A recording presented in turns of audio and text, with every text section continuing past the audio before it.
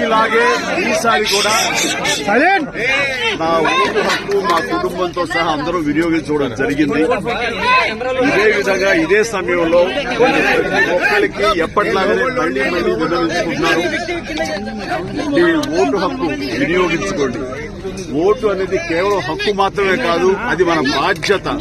So ఆ బాధ్యత అనేది మన దేశ రాష్ట్ర రూపురేఖలు మార్చివేస్తుంది.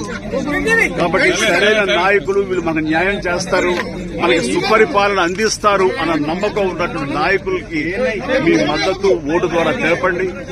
ఆ తర్వాత మన అభివృద్ధిని రావడానికి, అభివృద్ధి పథంలోకి మన దేశం కానివ్వండి రాష్ట్రంగానే వెళ్ళటానికి మీరు దోహదపడేవాడు అవుతారు. So please make use of your vote power. Vote హక్కు వినియోగించుకున్న వారికి అది